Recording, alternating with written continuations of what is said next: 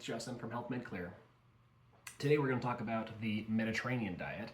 It's not typically one that's associated with, like quick weight loss or anything like that. It's more of a lifestyle. It's one that has been used in what they call the blue zones for a bunch of centenarians, so people who live over 100. We're going to go over the pros, the cons, the potential pitfalls of this. We're going to go into the history of, kind of how it got started and why it got started. Blue zones. Those are places where people are living over 100 years old. The most popular places of blue zones are Costa Rica, Icaria, Greece, Okinawa, Japan, and Sardinia, Italy. And then there is actually one in America, but it's not as blue zoney, I guess, not as popular. So, is the Mediterranean diet the secret to long-lived health? If you see me itching, it's because I got stung by a wasp and my arm is like twice its size. So don't judge me because it's very uncomfortable. We've talked about intermittent fasting, we've talked about keto, we've talked about paleo. This one is a little bit different because it's not restricting a certain time that you eat. It's not restricting a certain class of food. It is just restricting more or less the quality of the food that you're eating. And it's a more regionally based diet. That's why it seems to work.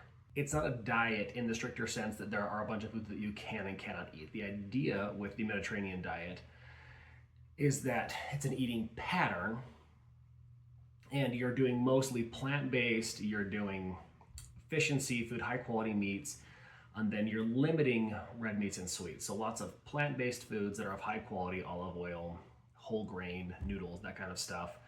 Fish, chicken, leaner cuts or healthier, fattier cuts of meat, and then you're cutting out red meat. Do I necessarily think that that is super important? Probably not. I feel like if you just ate, red meat and then just ate everything else around it, you'd probably be fine, but we're going with what the diet tenants say, so we're going to talk about it. I forgot to mention that you can add, as far as protein goes and dairy goes, that you can have poultry, eggs, dairy, cheese, yogurt, that kind of stuff, but it's supposed to be minimally processed. So it's not a modern creation.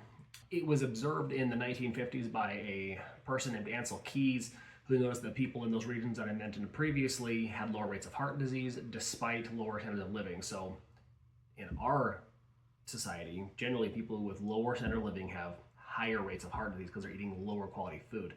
This guy noticed that people with lower quality of living standards had lower rates of heart disease because they were still able to access healthy foods.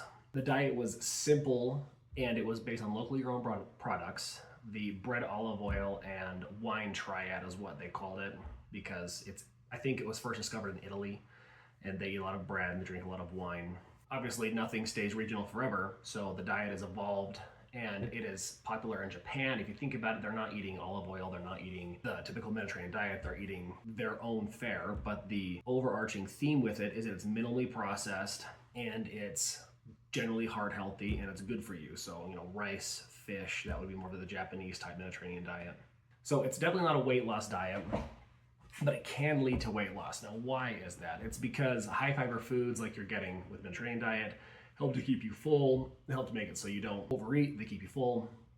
Eating lots of olives, you're eating lots of nuts, you're eating lots of things like that that are made to keep you full. And so then you eat less overall. Notable things about this specific diet is that it's supposed to help with reducing the risk of heart disease and stroke, probably because you're eating healthier fats, you're getting a decent amount of fiber, lots of monounsaturated fats, which help to lower LDL cholesterol, which is the cholesterol that you can have too much of.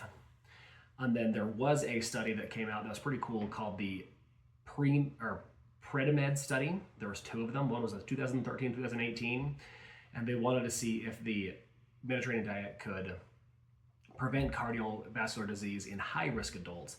So I'm going to read this to you, but it was 7,447 participants in Spain, ages 55 to 80, so old, and they're also at a higher cardiovascular risk just because they had more lifetime cholesterol exposure. They randomized them into 3 groups: Mediterranean diet plus extra virgin olive oil, Mediterranean diet plus McNuts, and the control group, which is just a low-fat diet. So findings of the study: 30% reduction in major cardiovascular events, heart attack, stroke, death in both Mediterranean diet groups compared to the control. So both the olive oil and the nut Mediterranean diet group had 30% reduction in cardiovascular events. benefits occurred without calorie restriction or weight loss. So didn't matter if they were eating too much, too little, not at all, didn't matter. It happened regardless because food quality was a lot better. And the study was, as a note, the study was briefly retracted and republished due to randomization issues, but the results remained robust. This diet, specifically heart disease linked to inflammation, so this diet is highly anti-inflammatory because you're eating lots of anti-inflammatory foods, again, fruits, vegetables, olive oil, fish, that kind of stuff. There was a follow-up study on it. It's called the PREDIMED-Plus. It was a follow-up study, went from 2013 to 2025, so I believe it incorporated that same study group. And then that goal was to explore whether adding calorie restriction and exercise to the Mediterranean diet enhances benefits. So doing what they did, but now with reaching calorie goals, did that make it a better diet? So this one had 4,750 participants with obesity and metabolic syndrome, no diabetes or heart disease, but that means they were probably on the cusp of it because they have metabolic syndrome. That's kind of a smorgasbord of issues that can potentially cause those things. This was 2 groups, so the Mediterranean diet plus calorie restriction, plus exercise, plus weight loss support, which is a lot of things. And then they had the Mediterranean only diet. We already know the Mediterranean diet alone worked well from the previous study, so they used that as the control and they added extra stuff to it.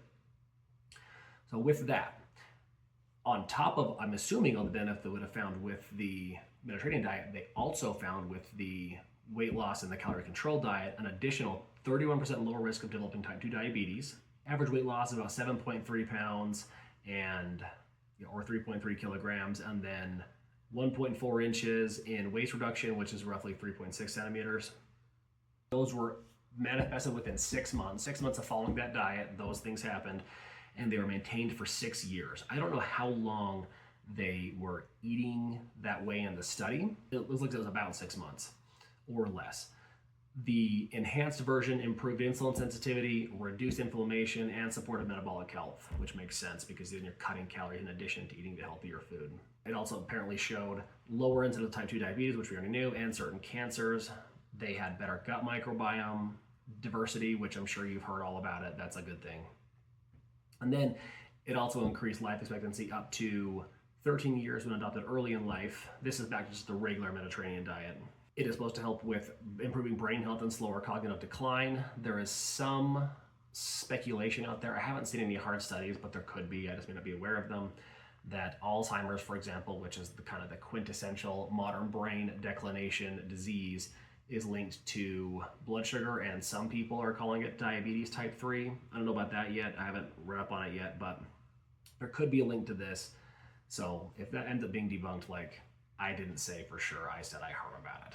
Let's talk about the cons and the potential pitfalls of this diet. I've got a couple. So one is the lack of kind of defined foods, which is good and it's bad because it allows you to eat what you want, but it also makes it hard because there are some people who are just uninformed, they don't really know, and there are some people who just like to follow rules. And so the Mediterranean diet is a pain in that way because there's no hard and fast list of things that they can and can't have. Because it's not an eating plan, or it's not a diet, it's an eating plan. So there is a potential for weight gain with this diet. Yeah, weird. If you overconsume a bunch of healthy food, you could potentially gain weight. Again, you're not counting calories. And this diet is heavy in polyunsaturated and monounsaturated fat. So you theoretically could just slam a bunch of olive oil and drink a bunch of wine. You'd be following the diet, but you could gain weight. And that would come with all the bad things that gaining weight does. So keep that in mind. Even with the best diet in the world, if you overeat calories, you can still gain weight. And then this diet is also a little more expensive just because you're having to buy a little higher quality ingredients. You know, good olive oil is not cheap. Fresh whole foods like wild fish are not cheap. They say to eat organic produce if you're gonna do the true Mediterranean diet. That stuff ain't cheap. That shit is so expensive, not even a little bit. I think it's cheaper to buy a car than to eat organic at this point, but I digress. That's just a reality of this thing. One potential pitfall that I want to talk about is the protein problem with this diet. This diet seems to be low in protein for most practitioners. I think it's kind of the elephant in the room when it comes to the Mediterranean diet.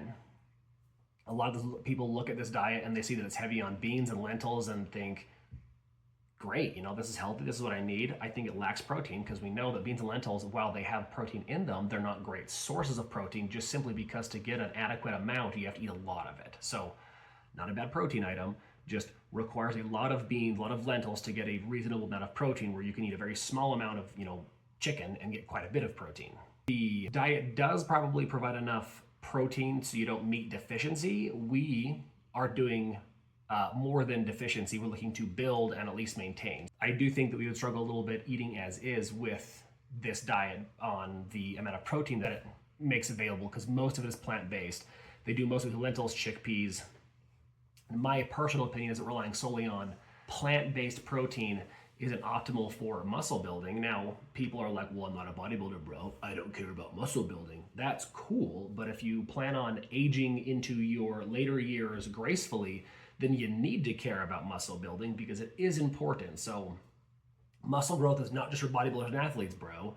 It's okay to put on some muscle. Even if your grandma, like my mom, she's like old as shit and she would benefit from some muscle. She won't do it because why would she listen to me? But she would benefit.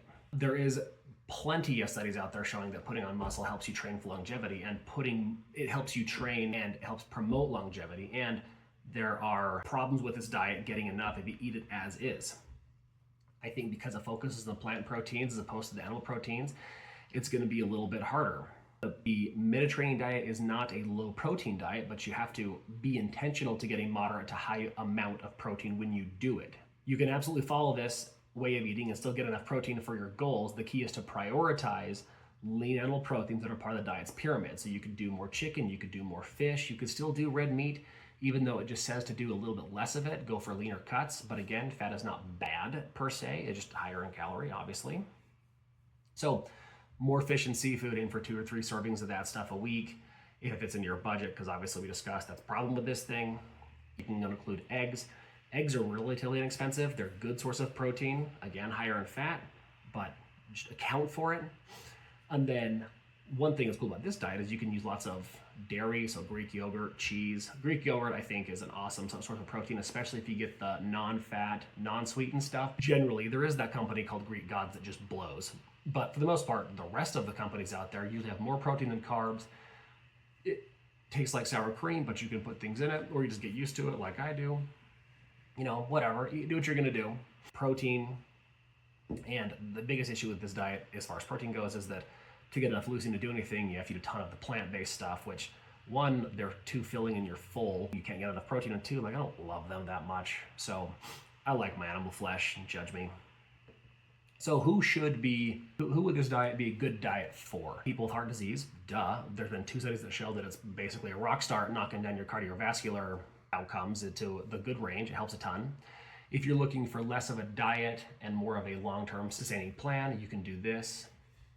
If you like to cook, because you have to do a lot of your own preparing, and also, Italy is known for its good food, which is where this diet, I think, originated from, at least colloquially. So there's that. So if you're somebody who likes to cook, that kind of stuff, great diet for you. And if you're looking to improve your chances of living a long life, this diet obviously is shown to do that, though I do think you'll need to add a little more protein and work out a little bit. You can't just be sitting around hoping to live forever, because you might live forever, but it wouldn't be a good life. You should avoid this thing because not every diet is good for everybody.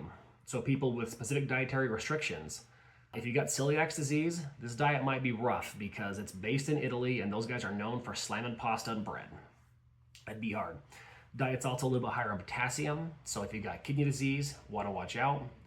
Maybe not. It's not like it's required, but if you have a history of alcohol abuse or alcohol struggles, this diet encourages moderate amounts of alcohol. And if you're somebody who can't do moderate, you either got to go like whole ass in or no ass out type thing. This might not be the diet for you because you potentially could fall into the pitfall of too much alcohol. And I don't really believe that there is a whole lot of benefit to alcohol. I know there's a little bit of benefit to having a little bit of wine, but I think those studies are a little bit skewed.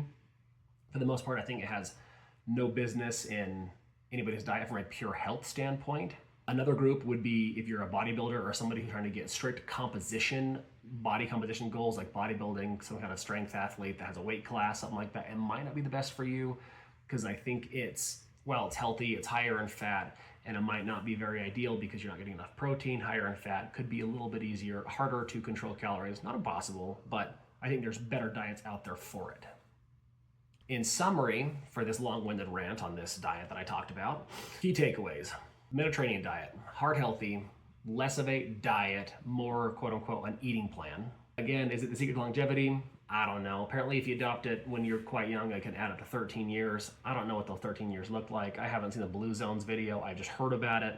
Finally, if you found this helpful, if you found any of my other videos helpful, like, subscribe, share your thoughts, throw a comment at me, make fun of my hat. I wanted to try a different place with the microphone, you know. If you've had the Mediterranean diet before, tell me what your favorite meal is, because I'm not opposed to trying it, but like I just can't do any more spaghetti. It just hurts my belly too much. And I don't have anything specifically planned for the next video in this series. I've done intermittent fasting, keto, paleo, and this. I don't have any specific diets that I'm ready to read up on. I was going to transition more to like a mental health topic standpoint for the next ones, but I'm definitely open to feedback. If you like these, if you want to hear more, let me know.